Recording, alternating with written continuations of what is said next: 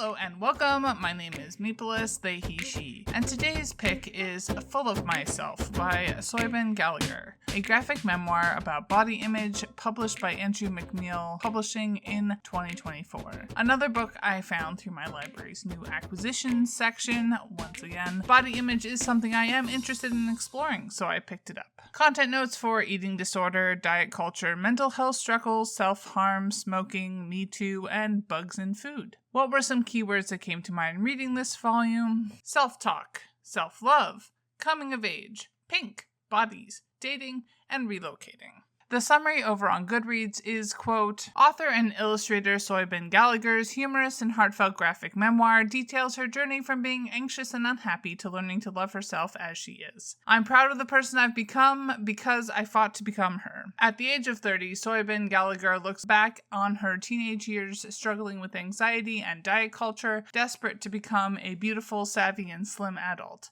As an actual adult, she realizes she hasn't turned out the way she'd imagined, but through the hard work of self-reflection, cut with plenty of humor, Gallagher brings readers along on her journey to self-acceptance and self-love. Through witty comics and striking illustrations, Full of Myself is a highly relatable story of the awkward, imperfect, and hilariously honest teenage best friend readers will wish they had had, and the awkward, imperfect, and hilariously honest woman she becomes. End quote. To expand a bit on the creator bio, Siobhán Gallagher is Canadian, has written another book entitled In a Day's Work, and has overseen art direction for a variety of high-profile clients. A highly introspective work. While we are extremely limited as far as the breadth of the topic, I really appreciated the depth she reaches in this exercise of self-examination, kicking off with an exploration of how Gallagher landed on the way she ends up depicting herself in the graphic memoir, to what it means to be a woman and her transition from toxic and dangerous dissatisfaction with herself to radical self-acceptance. Sexuality and the toxic ways heterosexual culture impacts women is similarly explored under a pretty powerful microscope. Overall, a lot of pretty heavy topics, but Gallagher's before-mentioned humor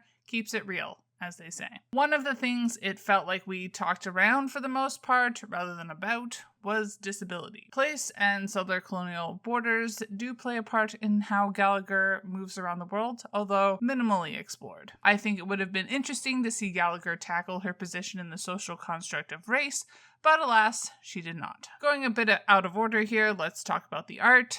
Gallagher's distinct style definitely expanded my enjoyment of this title. She's obviously very talented, and while she seems to prioritize ease of reading over breaking the mold, she wasn't afraid to have some very expressive page layouts. Following Gallagher's journey of learning to accept herself starts when she's pretty young, so some parts did come across as a bit basic. This didn't particularly bother me, but your mileage may vary. Based off of my own journey and how I still hear many of my friends talking, we all are still very much caught up in this struggle.